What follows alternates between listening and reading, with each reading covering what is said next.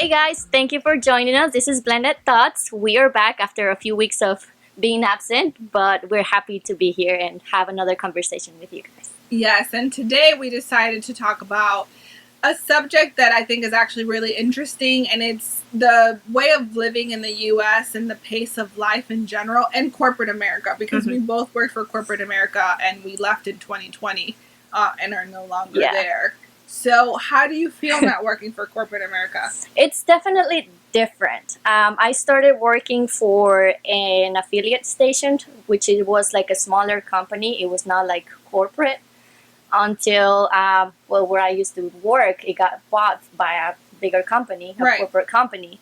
And it was totally different, you know? Like, I was able to see, like, both sides and the differences, and I was like, whoa, like, I don't think this is gonna last long, you know, because I feel it's important to have a balance in your life. And I feel like with the position that I had and working for a company that big took a lot of, you know, freedom and took a lot of my time and energy. And I feel, I don't know if that's how it is in every like big company.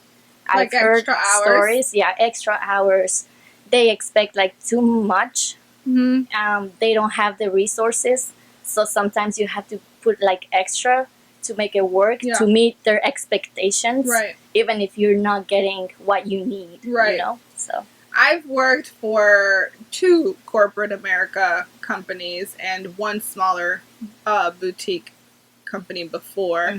And I think the main thing with corporate America is for them, you're just an employee number. You're not a person.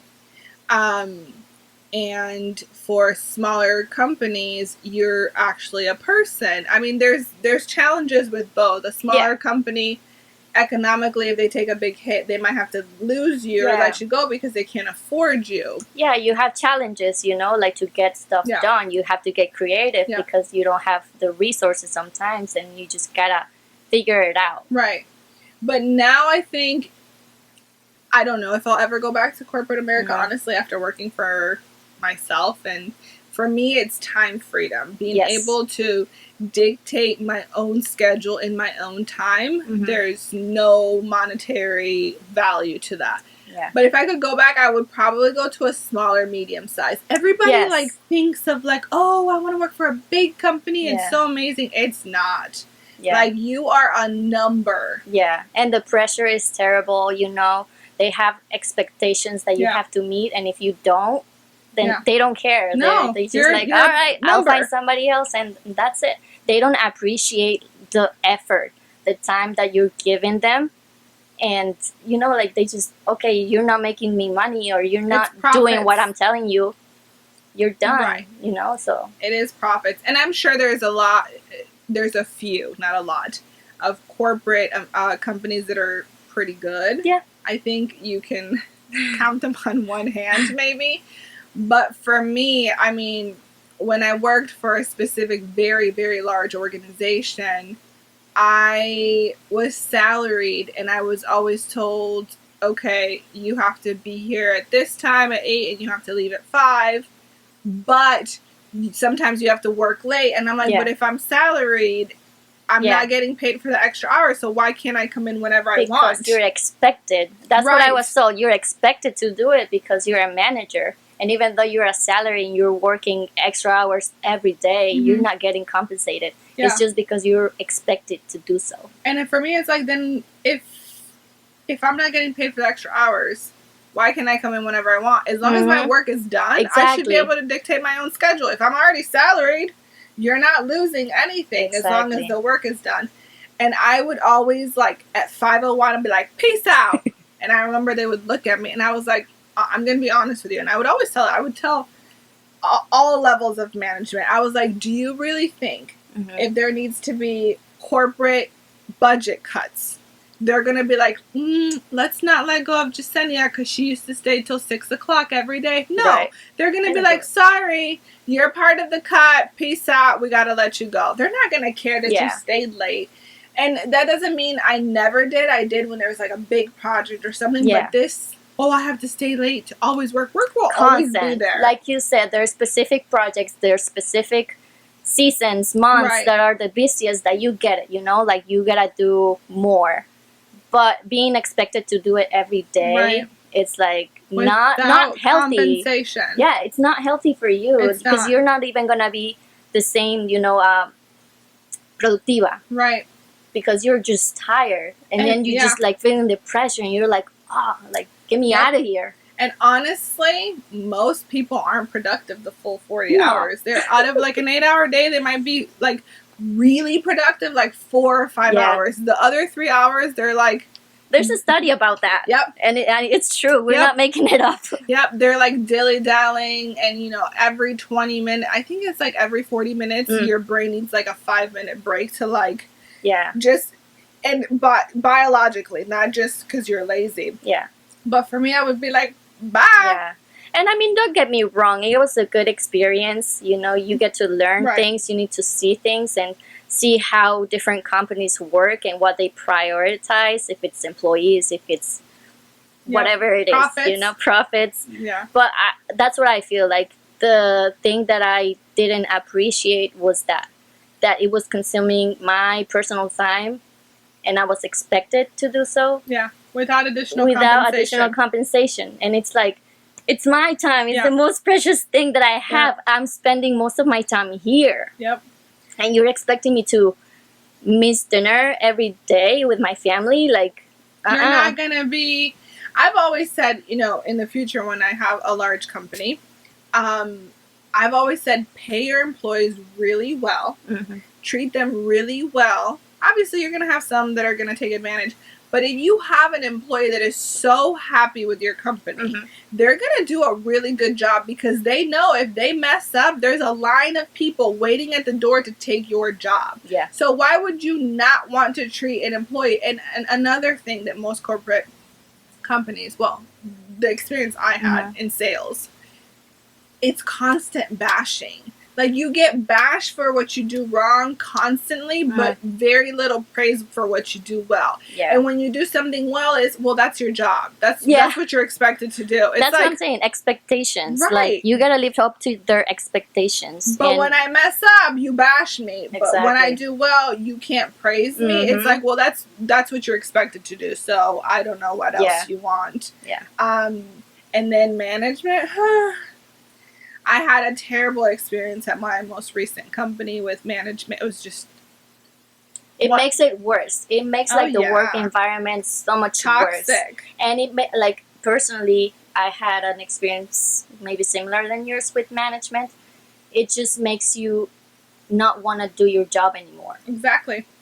You're not motivated. Exactly. Because you see this person get away with murder. Like, they're doing things that you're like, how are you allowed to do that? And you're like not allowed to do anything.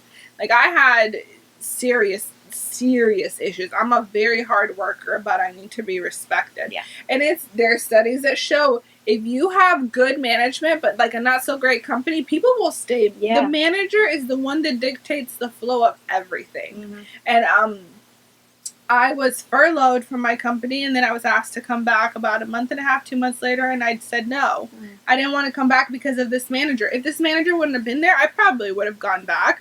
But I was miserable. Like, I'm a very, very strong person, and I would cry at work because I was so frustrated, because I was like, I'm going to go to jail. Like, she's going to make me go to jail today, because it was just like the most ignorant situation. But by the same token, I also worked for Disney corporate, and I loved it. It was a very different experience. It was a very different experience. Everybody's like, oh, it must have been so magical to work for Disney. Mm-hmm. It was, and I loved it. But it's not the magical Disney side. It's like the business side. Right. So it's still serious. I love the company, though. I love the products. I think it's important to believe in what you sell. But the corporate politics were really hard for me. Actually, my manager there, Todd, who I love, great manager, he and I would fight a lot. I think he was great. We didn't fight because I thought he was bad. Because of what I wasn't allowed to do, because I wanted to do a lot. He's like, you can't do that. I'm like, why? He's like, because the brand doesn't allow. I'm like, why? Like, constantly. I'm sure I was his nightmare. But I did really well. But it was like, you can't say this, you can't sell this, you can't do this. I'm like, ugh. Yeah. And I always say, not with Disney, but just in management, in corporate America, shit runs downhill. Oh, yeah. So the big bosses poop, and then the shit starts rolling down to management. And I'm like, you're getting paid more to be a shit filter. Yeah. So you need to filter it better. That's a great way to put it. It is. Because, and then it's like, you're mad because your boss shitted on you. Well, you get paid more than me, so you need to filter it better to me. Mm-hmm. And it was just, and sometimes they like just throw shit on a wall and see what sticks. I'm like, this is so stupid. Yeah. And I think the biggest issue with corporate America is, I call it the ivory tower. The ivory tower is like where the CEO and the VP sit. They have such a disconnect from reality. Oh, yeah. What they think happens on the ground is so far from real life. Mm-hmm. And I would always be like, I would always be like, I wish management would come here. I actually wrote the CEO of my last company. It was $1 billion company. Because I'm just like that. I was upset at a set of rules that I didn't agree with when it came to money and commissions. And every time I would ask somebody, they would be like, well, that's just how it is. And I'm like, this doesn't make sense. It's not fair. Mm-hmm. And it was constantly like, for 5 years, well, that's how it is. And I was like, you know what? Fuck it. And one day I wrote the CEO and I was like, boom, boom, boom. I was actually surprised she set a call with me. I mean, she's $1 billion company CEO, like across the world. Yeah. We set up a call and I explained everything that I was unhappy with this certain situation and how it didn't make sense. And she was just like, I really appreciate you taking the time. Nobody writes me because everybody's scared that I'm the CEO. And she changed the rules. Wow. She was like, okay, because of you moving forward, this is what's going to happen. And I was like, no. Yeah, and that tells you a lot about management too. They don't go to her. They don't go up. They're not like, I can't do anything for you. And then the people on top, they're not aware because the managers, the people reporting to them, they're like, they're kissing their ass and they're saying everything's perfect when it's not. Right. You know? So. Right. And I remember when I wrote her, I called my VP and I was like, I just want to let you know I wrote the CEO. And she was like, excuse me? I was like, well, I was unhappy with this. And then I was like, and this is the result. And you told her and she didn't do anything. And this was the result. And she was like, you know what? I really appreciate you having the courage to do that because now the whole policy for the whole company changed and everybody's going to get to benefit. Not me because I left the company right after. But it was like just stuff like that. So, yeah. And I think. Same goes with HR. What do you think about HR? I think HR should be like a department from a third party. Yes. It cannot be from the company. Internal. Because one thing or another, employees. Yeah. And if the boss says something, they have to follow and they can do anything about what you told them of an issue or whatever. I agree. As a recruiter, I did a lot of HR functions. Like I had employees that worked for me at clients. So I did a lot of, if there's an issue with my talent that worked at an office, I had to mediate and do the HR for them. But I had an issue where I went to HR, and I never go to HR, but it escalated so much that it was a very bad situation. And it was a terrible experience. I told them I don't want this, this, and this, and they did exactly what I told them I did not want. And they're an HR company. Like, I was just like, how are you? I was just mind boggled, and I'm like, this is why people don't come to HR. Exactly, because they know.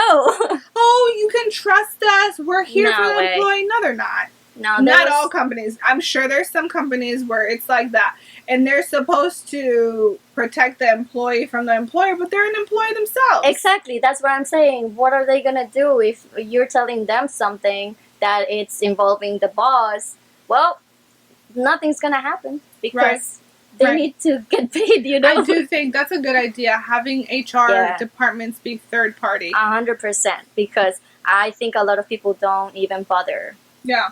There's something called, I think PEO. I can't remember exactly what it is.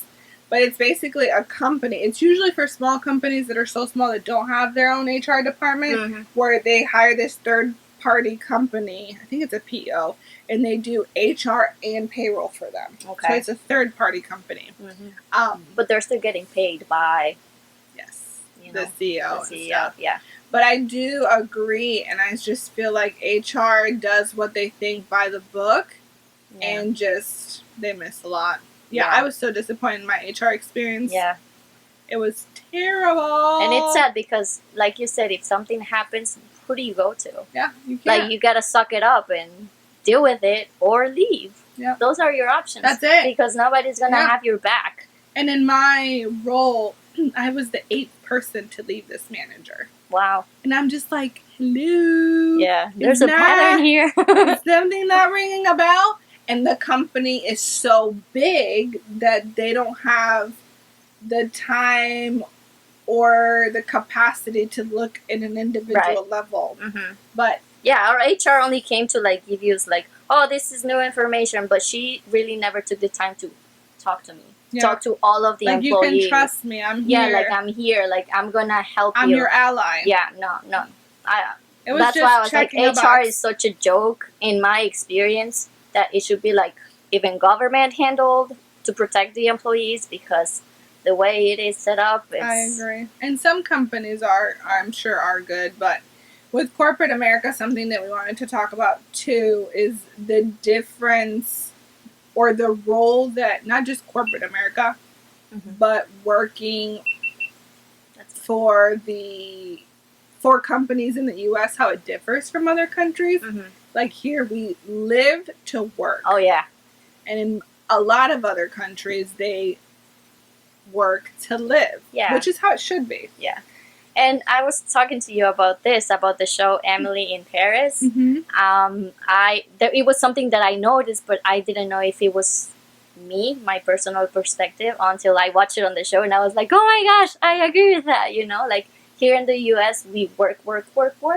What did you see in the show that made you? They said that in America, what you just said, we live to work and we don't enjoy life. We're always rushed on everything, that we don't take a break to enjoy. To just be. It's true. Like taking your lunch at work, you sometimes eat on your desk. You're expected. You're eating in your car, like going to a meeting. You are rushing. You cannot sit and eat your lunch. No. And take an hour or an hour and a half if you're leaving an hour and a half late anyways, That's funny that you mentioned the lunch thing, because I was always, it's noon or whatever, it's my lunchtime, I'm taking my full hour. And I know I was looked down upon because a lot of people, management and a lot of people ate at their desk while they worked. I was like, no, I'm not doing that. Yeah. Like, I'm already working 8 hours straight. I need an hour to disconnect, to actually process the food I'm eating, to breathe. And in the beginning, I would take my food and go eat outside, and they would be like, what is wrong with her? Yeah. And I'm like, I need to get out.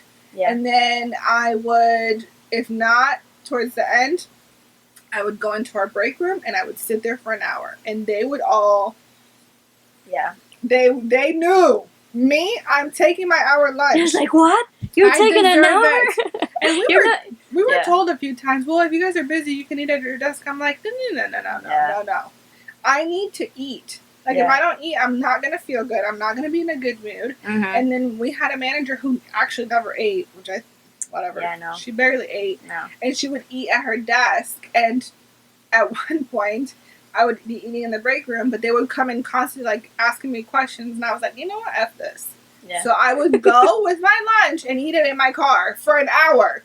Yeah. Because I noticed if I stayed in the office, they would keep disturbing me. They wouldn't respect it. Yeah. So I would leave. And then it sucks because it's like, if you have a doctor's appointment, you have to run. Like, you can't take your hour lunch to have a doctor's appointment. Yeah. But then you don't have time during the week. And you don't want to use your vacation day for a doctor's appointment. Yeah. It's crazy. Like, I remember, like, eating on my desk. And with time, you learn, and you know, like, it's not right. It's not healthy. So towards the end, I was like, fuck it. I'm taking my hour lunch, and I'm leaving at 6 because that's it. You know? I'm sorry. Yeah. If you guys are not getting your work done on time, why do I have to stay late? Like, I have a personal life too. Yeah, so. And it's like, as long as you get your work done. And that's another thing. You would think like, okay, I'm not going to take my hour lunch. I'm going to eat and work. Can I leave an hour early? Hell no. Of course you can't. You cannot leave an hour early, even though you didn't take your lunch. So what's the point? And your brain actually needs to disconnect. Yes. You need to give your brain a break so you're like refreshed. Yeah.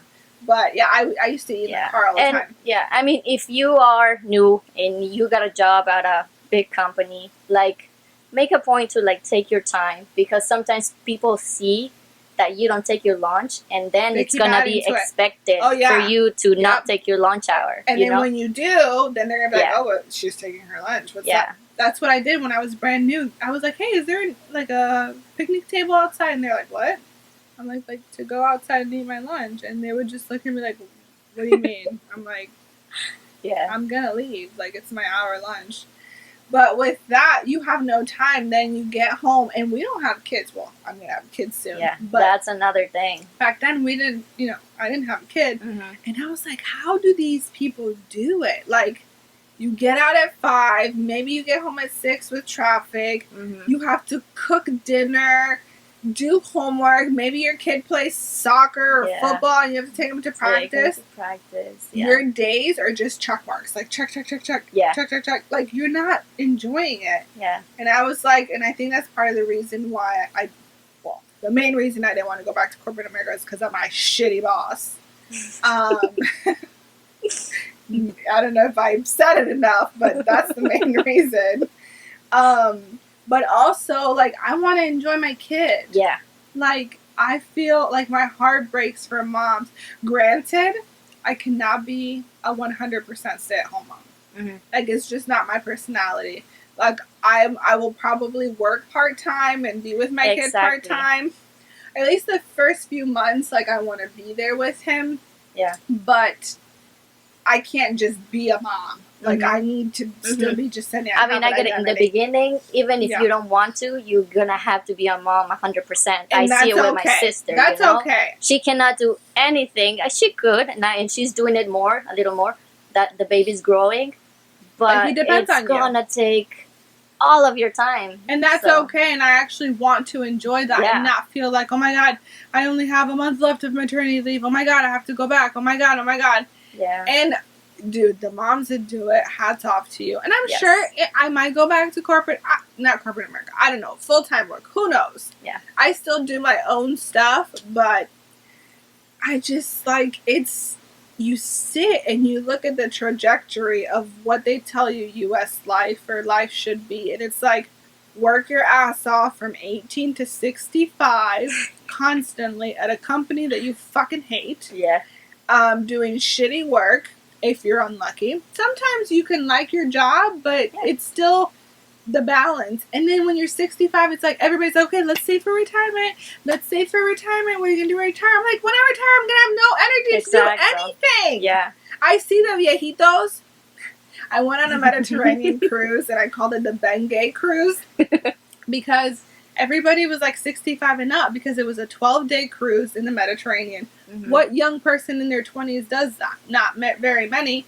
And it was like, I would see these viejitos, older people, with no energy to walk the city. Yeah. They had no energy to do anything. And I'm like, they waited their whole life working their butts off for this moment where their health or their bodies can't enjoy it. Yeah. I don't want that. Yeah. And I think our generation's waking up to that a lot. I think so too. But going back to like being a woman in the workplace, corporate, I read a post that said, women are expected to be like great employees and great moms. And it's like, how do you balance all of that? Because juggling act. Yeah, like men work and they can come home and help out, but it's really on the mom to take care of the kids and to, run the house. Yeah. The dinner, the baths, and it's just a lot. I feel like there's a lot of pressure of being successful in your career and being able to be there for your kids. Have you seen the show? There's a show called Working Moms on Netflix. No. And they talk about that. It's funny. It's really good. But I was watching this video of this really famous child psychologist because, I want to learn. I want to try to not make mistakes that were made with me or just make my son better. Mm-hmm. And he was talking about how mothers bond more with their children just naturally. And he was like, yes and no. And he was like, they do because they're home with him all the time. And he said this, which was so interesting. He said the dad is a visitor. Yeah. And I was like, visitor? He's like, the dad is a visitor to the child. He goes to work, comes home, visits the kid for a little bit, goes to bed, then does it all over again, where the mom is there constantly. And he was saying how it's important for the dad not to be a visitor in their child's life, to just be there constantly. Yeah. So that kid can bond more. I did mention that in a documentary on Netflix. It's called Babies. Oh. And they did a test of like how the baby connects with the mom and the dad, you know? So they found out that kids that live with like single dads, they have the same connection as if it was a mom, just because they're more present. Yes. It doesn't have to be like, it's not related it's to not the mom and exactly. Yeah. It's just connection and the time that you spend with your kid. I agree. So, and that's why I'm glad that Jose will be home for the baby's first few months to be able to bond with him. But going back to corporate America and just, not corporate America, life in the U.S. And I hate America because there's North and South America. This is just one country in the Americas. In the U.S., when I studied abroad in Paris, I was telling you, our dinners were 4 or 5 hours long. And I was like, what the hell is this? There's no way I can stay here for 4 or 5 hours. But then you get used to it because for them, dinner is a time to talk about your day. We had 4 girls that were living there, 4 American girls. And then my host mom and host dad, and they had a daughter. And it was just like everybody would talk about their day and would just talk about life. And after a while, it was just so fun. Yeah. And then you get here and you're like, oh, like shoving food down your throat because you gotta go. Doing more work on your laptop or on your phone and we're just accustomed to it. Like we had, like you had mentioned when you would go to dinner with Mike. Yes. It's like, okay, let's go. Yeah. It's like, whoa. Yeah. Yeah. I mean, I grew up like you cannot stand up or leave the table until everybody's done. Once everybody's done, you take your plate and you wash it and you're good to go and do whatever you in Mexico. Do. In Mexico. And even here with my family, you know, my mom always made a point of like sitting and having dinner together, and you don't leave until everybody's done. But yeah, with Mike was different because when we would go out to dinner, it was like we just finished our last bite and he's ready to leave. The check and gone. And I'm like, I need a minute, like, can I digest a little? Yeah. Like, can we talk about something and like give it a minute to digest? I cannot just, okay, I'm done, jump and leave. I know. But that's a culture, and I used to do that at work because, you know, you have an hour, you gotta eat quick. And even if when you don't have to eat quick, we're so used to it that you're like, what am I doing sitting here? Yeah. I eat slow. I'm always the last one. With my parents, unfortunately, I wasn't able to sit and have dinner with them because growing up, they worked at night. So they would pick me up from school, drop me off at home, and I was alone until they came home at midnight from working. So I would always just eat by myself, and they ate before, so I didn't get that. And I loved like the sitting at the table and talking about your day. But it was different for you because, again, you were not used to it. And a lot of people, even if they have their family around, they don't eat together. The kids are eating in the living room, and the mom is eating in the kitchen while the dad is doing something in the garage. I'm guilty of that sometimes. So, Jose and I'll cook dinner, and we'll sit, but I'll be on my phone or he'll be on the computer, and like we'll be talking about what we're seeing. But sometimes I'm like, okay, we gotta shut this off and like connect. And I find myself, especially with social media and my phone, I'm addicted. Yeah. Like I'm like, oh my god, okay, put it down. Yeah, and you don't realize how much time you waste. Yes, on your phone. Hours. You're just scrolling on stupid stuff. Yeah. Like such stupid stuff. Yeah. But I really enjoyed studying abroad because it taught me that. Like there, it was just so like just chill. Like I'm not a chill person. Like when I go on vacation, I don't like to just chill. Right. I like to do stuff, but at the same time, I need to learn, and we need to, like, every day I have so much to do that it's literally like a list. Check. And I'm like, did I enjoy today? Yeah. And then sometimes I'm like, oh, I can't wait for tomorrow to come. And I have to, like, check myself, like, you're never going to get this day again. Like, I heard this thing is really depressing, but it's true. When you're born, is when you start dying. Right. It's like as soon as you're born, your countdown to death has started. Yeah. And sometimes, shitty days I get, but sometimes I'm like, oh, I can't wait till this day is over. And I'm like, oh, whoa. You're not going to get this day again. Ever. So you need to slow down. Yeah. And you want to be productive, you want to do stuff. You don't want to just chill all day. Sometimes it's needed, yeah. But what I'm saying is just balance, like you can do a lot, but you need to take a break. Yep. To stay healthy mentally and physically. But sometimes I'm like doing a lot, but then I'm like, but I was on my phone for 2 hours. Yeah. If I would have used those 2 hours that I was watching a show or watching YouTube, I would have used it productively and just go, I would have already been done with my tasks. And you're really good at like bike riding and going out and staying active, which I think is really important. Yeah, I try, but that's why I don't like to watch like shows on TV because I get hooked. And then I don't do anything because I gotta finish it. Yeah.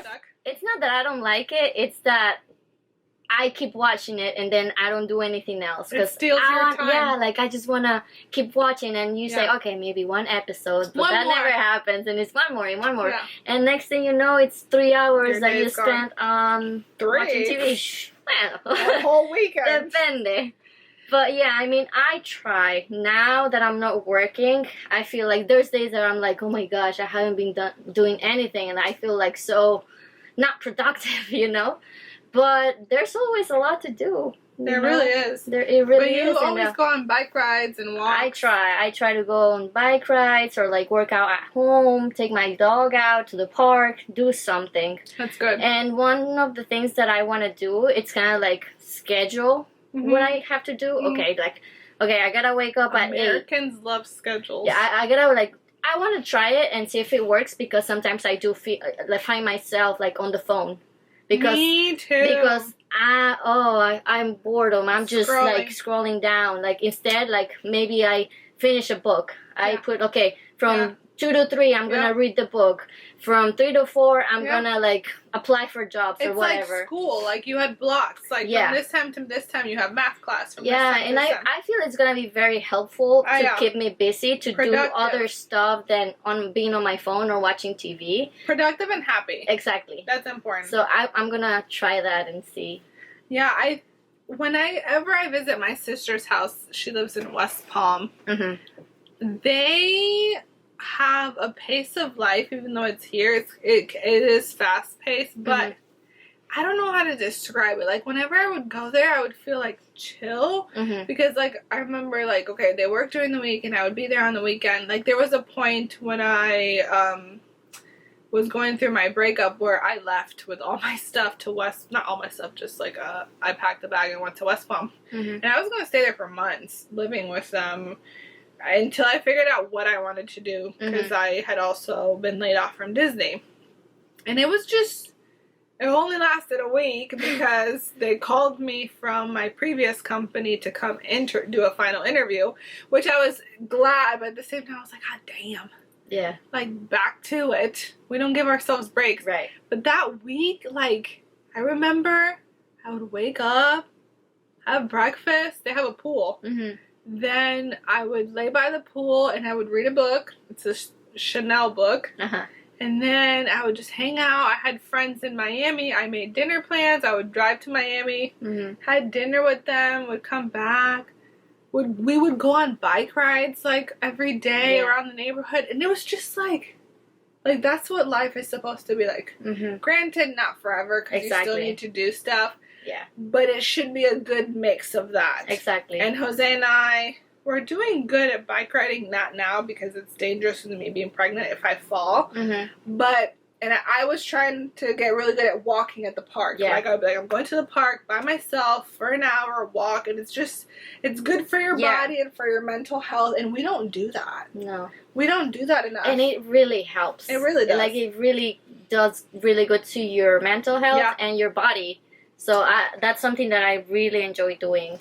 Like, I want to go to Riverwalk. I want to take him on walks in the stroller, and it's like, help me lose the weight and get back in shape. But just good for our mental health, picnics. Why don't we go on picnics? Oh, yeah. You know what? So we're a part of something called the Chincha Club. Very exclusive club. We're not taking any new members, but it's really our group of friends. And before the pandemic, we were pretty good at getting together. Some of us have spread out across the country, came back. Yeah, or whenever somebody comes to Tampa, let's get together, you know? And when we get together, we're there for like 6 hours. And that shows you, and none of us are on our phones. No. None of us. We pick up our phone to take a picture or like text our significant other, but we'll be at a restaurant for 5-6 hours, and one person will be like, "Hey, I gotta go." We'll be like, "What? Where are you leaving?" And it's just so fun. Yeah, because we gotta go because we've been here for 6 hours. And we'll close the place. Yeah. And sometimes we're sad because the place is closed. Or we'll be here at my house. And I think those moments are so necessary and show you how human connection is so important. Because none of us are on our phones. Yeah. We're just talking about everything and anything under the universe. Just having a good time, you know, having good food, maybe some drinks, just... Yeah. Laughing. Yeah. I miss the laughs that are so... Like, you know those laughs where you can't breathe? Yeah. I miss that. Because those are the laughs that you just feel so much better afterwards. Yeah. And I think that's what's important. And I think that's what Europeans are really good at. Yeah. Europeans are really good at separating work and life. Yes. Our work and life is like this. Yeah. Or it's work and life. It's true. So. And dinner. I remember my host's parents would go grocery shopping every 2 days. And I'm like, what the heck? Here we like go grocery shopping for a month. Bulk shop. Yeah. But for them, it was an experience going to a grocery store. Like, what am I going to cook today? What am I going to pick today? It wasn't like a chore. And it was just so different for me, but so nice. Yeah. And we can't be like that because we're like, go, go, go. Yeah. Okay, we got to pick up the kid from school, get out of work, pick up the kid from daycare or from school, whip up mac and cheese because we don't have time to eat, put him to bed. Yeah. It's like, oh my God, like you don't even It gets overwhelming and then people are unhappy and just like going with the flow, you know, it's a schedule. This is what I do every day and I'm not enjoying my life and I'm enjoying my kids, my husband, you know, because I'm so stuck into this go. We're hamsters on a wheel, going in circle and going nowhere. We're not looking around and enjoying what's really important, present. I feel, And sometimes I understand if you're like, you know what? These next 2 years, I'm going to sacrifice. I'm going to work my butt off. Like, work to save a lot of money or pay debt. Yeah. So then after those 2, 3, whatever amount of years, then I can just, like, be. And we don't do that. And I find myself, I'm guilty of this as well. Sometimes I'll be like, okay, I'm going to work, do this for this amount of years. But during it, I'm spending so much money. Yeah. On, like, oh, but I need to treat myself on this or on this. That I'm like, I'm just in the same cycle. Like, I'm making money, but spending so much money that I'm not getting anywhere. Or sometimes you get used to it. Like we were talking about paychecks. You know, you get used to getting this money every month or every few weeks. And it's an addiction because you're getting an income and you're buying whatever you want and pay your bills and whatever. And it's so scary to like change. To cut it. To start from the beginning, you know. So and a lot of people live paycheck to paycheck and don't have extra income. So I know it's really hard and different, but there are circumstances that we can control. Not all of them. There's a lot of people in really terrible circumstances because of bad things that have happened to them. But yeah, a paycheck is definitely an addiction, and a lot of people, like I was saying, are stuck in terrible situations financially because of bad things that have happened to them. But at the same time, we say, oh, it was out of my control, but there's a lot that's in our control. Yeah. And we pretend that it's not because it's easier to be the victim and have an excuse than take responsibility for your shitty actions and your bad mistakes. Right. And it's okay to make mistakes, but come on, like, stop making them over and over. Like me, I tell myself. Like, to me, a mistake is something that you make once or twice. More than that, it's a choice. Behavior. You know? It's true. And I find myself guilty of that. I'll be like, okay, I'm not going to eat out, which is my biggest weakness. I'm not going to do this. I'm not going to spend money. So then I can do this. Like, we were talking about this before, like, I should have left corporate America years ago. I should have, but the fear is so debilitating because you're like, I need this money. I won't be able to like survive. Yeah, like, and how am I gonna pay my bills? You or do. like, what if it doesn't work? You know, and I don't have it, and I go broke. Yeah. So it's really scary, and I feel like that's why corporate we're stuck in America in the rat race. Does whatever the hell they want with their employees because we are all stuck on the paycheck. And it goes back to consumerism, to what we talked about. I mean, there's basic necessities like food, shelter, water, but do you need that brand new car? Right. No, you could be driving a basic car and still be happy. And we get so stuck in consumerism, like we talked about last time. Like, oh, I need this. Oh, this $10 pair of shoes. Well, that doesn't matter. These $20, like, and it really adds up. Yeah. I think the biggest mistakes we make is in the little things. But for me, it's like going to Target. It's like, oh, $5. Oh, only $10. You end up paying $200. And then times 12 in a year, and you're like, where did all? And then, are you ever like, you look at your W-2 and you're like, where's this money? And like, you have no idea what the hell you spent all this money on, and you have nothing to show for it. But I really admire. There was one point that I wanted to move to Paris, to Europe. And Paris is not a cheap city; it's an expensive city. But you can still do it in an affordable way. And for me, it was just like the slow down pace. And I really like Italy. I've been obsessed with Italy lately. And I've always said I dream of Italian summers. I'm going to put it out in the universe. I'm going to do it.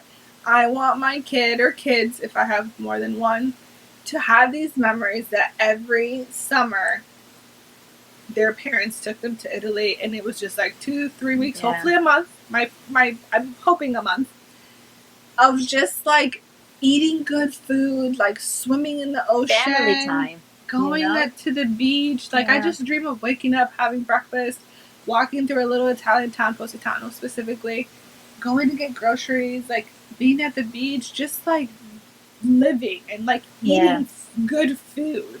Yeah. So if you could change your life and pace in the U.S. to be the ideal scenario, what would it be? Yeah. I mean, I feel like COVID or this virus has taught us a lot. Yes. We were talking about, going out with our friends. That's something that we don't do and that we miss and that we need because we're humans and we need to connect with people, And we didn't prioritize that. And we didn't prioritize that because, you you're have a kid, you're a mom, do. you work, whatever. But we always made that point of like at least try to meet. Yeah. To just have a good time, So. And that's what life is about. Life is about your relationships with people and the good times you had. You never regret going out with your friends and having a good time. You're like, I shouldn't have done that. It's memories because that's something that you're going to take with you no matter what, No virus, nothing is going to take away from you. You regret the $100 you spent on the pair of shoes, but not the time that you spent with your friends. So, I don't know. I would make a point of living a more healthy life, like going on bike rides, making the time to do that. Because maybe I did when I was working, but not really had the time to do it. Maybe I felt tired or I didn't want to wake up earlier to do it, whatever reason. But I feel like making time to take care of yourself, your body, your mental health, and doing stuff that you enjoy doing, and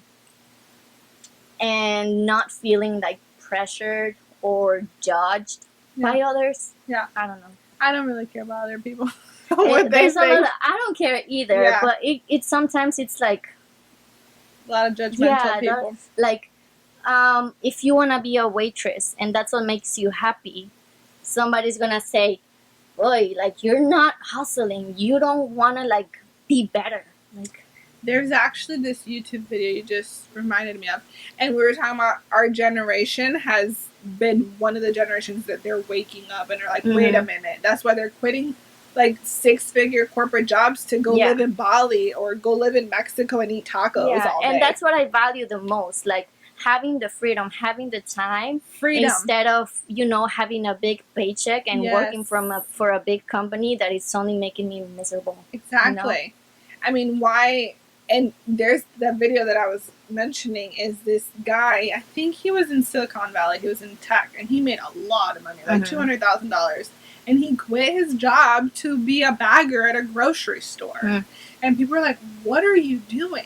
Yeah. And he was like, I got a smaller apartment, I sold my car, I have a bicycle. Granted, this is he's an extreme case. But he was like, I was so burnt out, and I'm like 28. Yeah. And I was just so tired of my life of like gulping down my breakfast, going to work, being stressed out about work. And he's like, I'm happy with just making minimum wage, bagging groceries. Yeah. But I have the freedom of my time to do whatever I want. Exactly. Granted, you don't have the finances to go eat a steak every day, but that goes back to like us growing in our countries. If you eat steak at Burns every day, you're gonna get tired of it. Yeah. But if you get to eat steak once a year at Burns, you look forward to that, and you savor it, and you just enjoy that experience so much more because it's unique. And that's the problem with the times right now, is we're so used to, I want it now, and I want the good stuff now, and I want it now. Yeah. We don't really appreciate it because we've become immune to like good stuff because we have it all the time. Because it's normal, you know, it's an everyday thing. Yeah, so if you have it once in a while, it just makes it just that more exciting. For me, I definitely want balance. Yeah. I want to be financially that's the key. Balance. Yeah. I want to be financially successful in the aspect that I think for me, going to a restaurant and ordering whatever I want without having to look at the menu is being successful, honestly. Yeah. But being successful for me is having the freedom of time to create my own schedule. Granted, even if you have all the money in the world, you're still going to have to do stuff you don't want to. Yeah. That's just life. And you got to work hard because nothing is going to come on easy. You know, you have to put on the work. But if it's something that you value, that's going to help with your freedom, that is going to help you it's worth doing other stuff, it's going to be worth it. It's not going to keep you like that, like, Yep, that sacrifice is definitely worth it. Like working, go for a few months really, really hard, so then the rest of the year you can like cruise.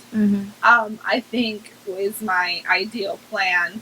And just like the balance, like I want to be able to enjoy my son's milestones, and at the same time have my Italian summers that I dream of, drinking Prosecco and Rosé in my villa, and having my friends come visit and just chilling. I can't just chill all the time because I'm not a chill person, but the balance of, you know, going on bike rides, going skating. I want to rollerblade. Yeah, I want to rollerblade more. I did it like after a while, and I was like, wow, like it feels good, you know. I'm gonna bust my butt, but I want to rollerblade. I just want to enjoy nature.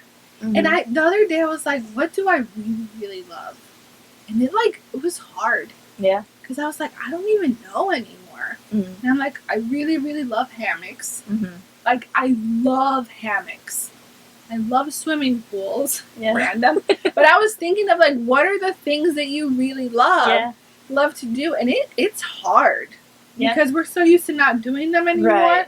Like, the thing that when you're doing that, you're like, oh my God, this makes me so happy. Yeah. We forget. We do. What makes you really, really happy?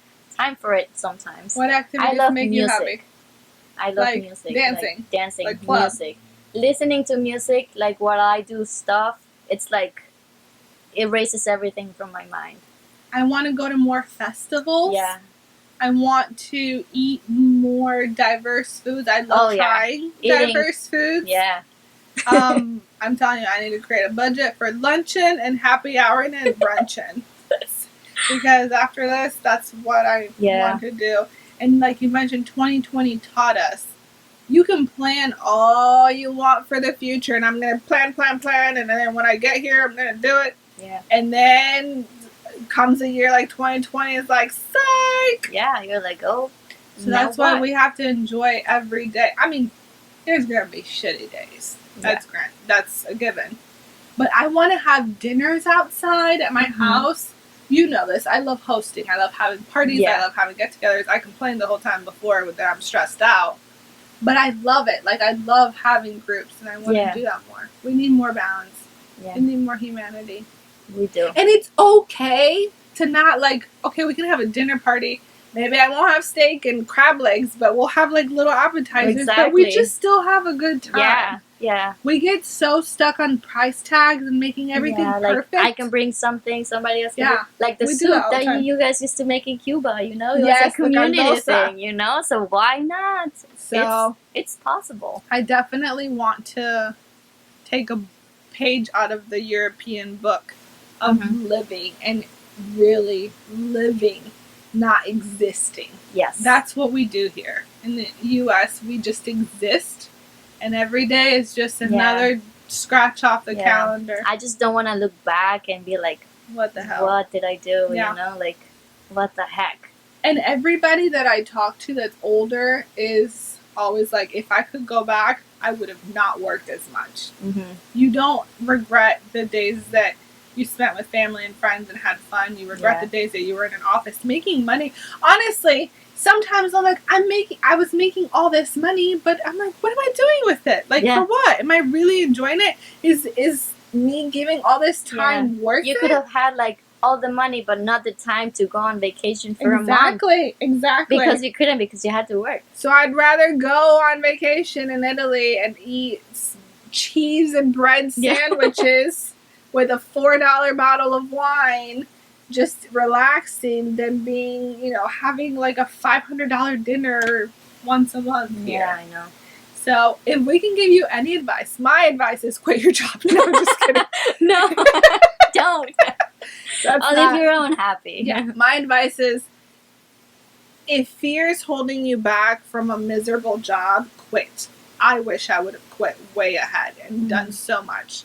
Because you figure things out. You don't think you do, but our survival instinct kicks in. And just don't live in fear, and balance. Just the only thing money can't buy is time. Yeah.